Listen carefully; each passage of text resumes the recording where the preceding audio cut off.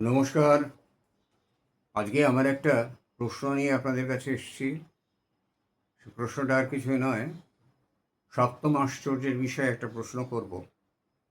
এই যে সপ্তম আশ্চর্য, ভারতবর্ষের আধুনিক সপ্তম আশ্চর্যের ভেতরে তাজমহলের নাম নথিভুক্ত করা হয়েছে। নিঃসন্দেহে তাজমহল সপ্তম আশ্চর্য, অসাধারণ জিনিস। পৃথিবীতে এর কোনো জুড়ি নেই। তাজমহল একমাত্র স্থাপত্য যার মধ্যে শিল্পকলার শিল্পকলার 6টি অঙ্গের ভেতরে 5টি অঙ্গ খুব মুশকিল, কিন্তু লাবণ্য যোজনম, কিন্তু তাজমহলে লাবণ্যও আছে। কিন্তু কথা হলো যে আমাদের দেশে অসংখ্য হিন্দু মন্দির আছে। 1,500 বছর আগে আমাদের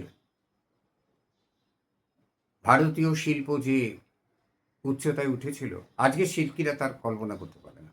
একথা আমার নয়, সিধু জাটা বলেছিলেন ফেলুদাকে। তো এই যে সেই যে শিল্পকলা, তার মধ্যেও সর্বশ্রেষ্ঠ শিল্পকলাগুলো ছিল মন্দির ভাস্কর্য, মন্দির স্থাপত্য। এর মধ্যে বিস্ময়ের থেকে বিস্ময়কর, বিস্মিত হতে ভুলে যায় ইলোরার কৈলাস মন্দির দেখে। এই কৈলাস মন্দির 6 থেকে 10 শতকের মধ্যে হয়েছিল, ঔরঙ্গাবাদে অবস্থিত। 34টি গুহা রাষ্ট্রকূট রাজবংশের রাজা কৃষ্ণের আমলে এবং যাদব রাজবংশের আমলেও কিছুটা কাজ হয়েছিল। হিন্দু, বৌদ্ধ, জৈন ধর্মের শিল্প সেখানে বর্তমান। কৈলাস মন্দিরের প্রায় এই মন্দিরটা 1200 বছর আগে নির্মিত। 1 থেকে 12 নম্বর হচ্ছে বৌদ্ধ গুহা, 13 থেকে 29 হচ্ছে হিন্দু গুহা, আর 30 থেকে 34 হচ্ছে জৈন গুহা। 1938 সালে ইউনেস্কো এটাকে ওয়ার্ল্ড হেরিটেজ ঘোষণা করে।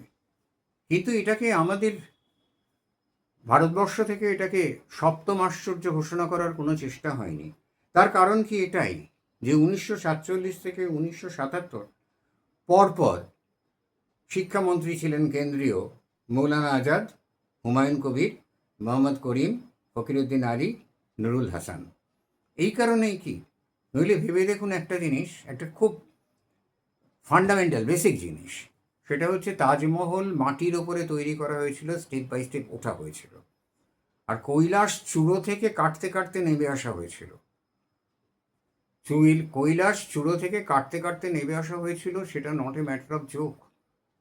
2 লক্ষ টন বা তার বেশি পাথর কেটে সরিয়ে ফেলা হয়েছিল, এবং তাদের টেকনোলজি এতটাই উন্নত ছিল, সেই 2 লক্ষ টন পাথর ছেলে খেলার জিনিস না, এখানে ওখানে পড়ে নেই, কোথাও চারপাশে দেখা যায় না।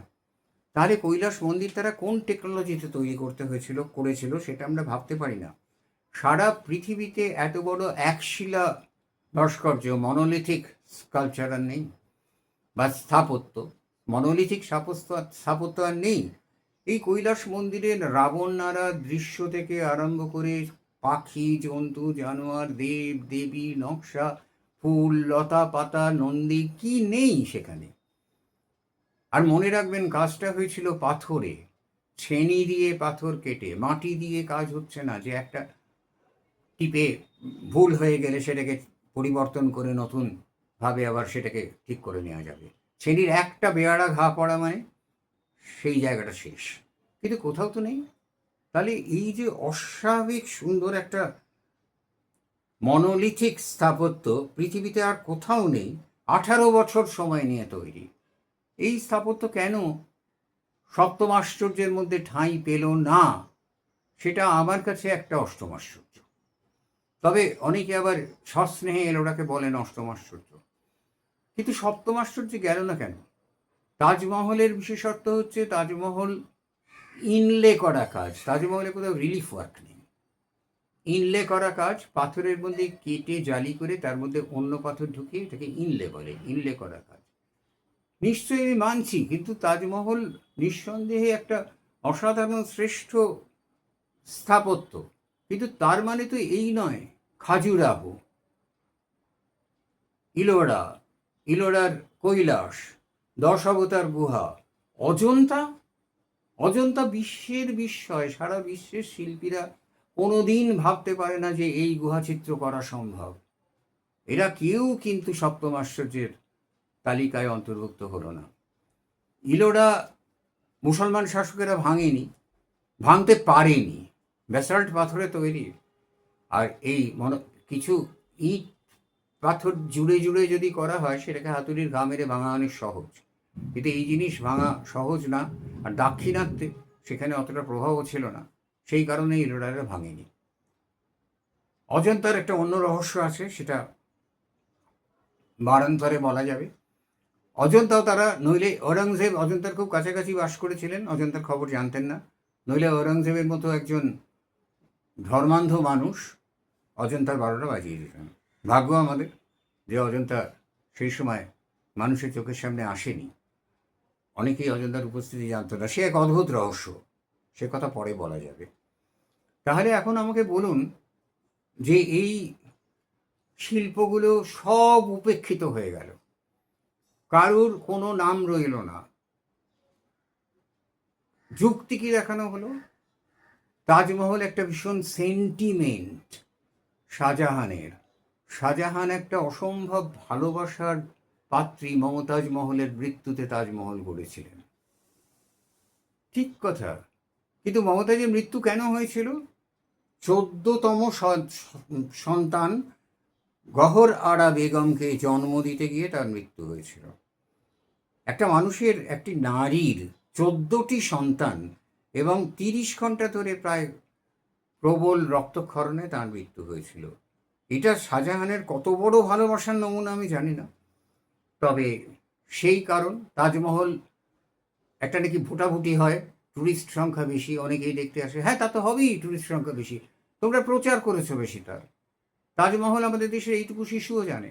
কৈলাস মন্দির কোথায় বললে বয়স্ক মানুষও গুলিয়ে ফেলে, লালমোহনবাবুও গুলিয়ে ফেলেছেন, সে তো সেই তিব্বতে। ফেলুদাকে কারেকশন করে দিতে হলো যে না, তিব্বতে নয়, কৈলাস এর মন্দিরের কথা বলছি, ইলোরা। তাহলে এই যেখানে অবস্থা, সেখানে কৈলাস বাদ দিন, কৈলাস, দশাবতার গুহা বাদ দিন, সেটাও বাদ দিলাম, খাজুরাহ, আমাদের কোণার্ক, এইগুলো তো পৃথিবীর অষ্টম আশ্চর্য, সপ্তম আশ্চর্য হওয়ার 100% কথা। তাজমহলের প্রতি আমি সম্পূর্ণ শ্রদ্ধা জানিয়ে বলছি, আমি নিজে একজন খুব ক্ষুদ্র হলেও শিল্পী, আমি অন্য শিল্পীর শিল্পকর্মকে কখনোই কোনোভাবে অসম্মানজনক কথা বলবো না। তাজমহল অসাধারণ, ওই ইনলের কাজ আর ওই ক্যালিগ্রাফি। আচ্ছা, তাজমহলের এই ক্যালিগ্রাফিটা মানুষকে জিজ্ঞেস করুন তো, কী ভাষায় তৈরি? কেউ বলবে হিব্রু, কেউ বলবে উর্দু। না মশাই, এসব কোনো ভাষায় ওই ক্যালিগ্রাফি লেখা হয় না। দুটো মত আছে, কেউ কেউ বলেন পুরোনো পারসিক, কেউ কেউ বলেন তুগড়া অক্ষরে লেখা। তাহলে এই যে ওই ক্যালিগ্রাফি আর ইনলে মিলিয়ে যে অসাধারণ সৌন্দর্য সৃষ্টি করেছিল, তারও তুলনা হয় না। কিন্তু first, second, third, fourth, fifth এইভাবে র্যাঙ্কিং করতে গেলে তার মধ্যেও তো কম বেশি আছে। ইলোরা নিঃসন্দেহে পৃথিবীর শ্রেষ্ঠ মনোলিথিক স্থাপত্য, শ্রেষ্ঠ মনোলিথিক ভাস্কর্য। বামিয়ানের বুদ্ধ ভেঙে ফেলেছে তারা। এই যে অদ্ভুত একটা মানসিকতা, এটা মুসলিমদের সংস্কৃতি বা তাদের বিষয়গুলো, তাদের রাজা রাজার কথা বিরাট বড় একটা এরিয়া নিয়ে দেখানো কেন? তাদের ইতিহাসে ইতিহাস, আমাদের ইতিহাসগুলো কেন কেন আমাদের ভুলিয়ে দেওয়া হলো? এখানে সবগুলো নয়, কিছু কিছু ইতিহাসের পাঠ্য বইতে আছে, সবগুলো নেই। 600 বছর মৌর্য সাম্রাজ্য, তারপরে অহোম, চালুক্য, সাতবাহন, চোল, পাড্রু, চান্ডিল্য, গুপ্ত, পল্লব, এরা পরপর শাসন করে গেছে। বাংলায় পাল সেন বংশ, এইগুলো ইতিহাসে কতটুকু এলো? লক্ষণ সেনের 2 পুত্রের নাম আপনি জিজ্ঞেস করুন, মানুষ বলতে পারবে না।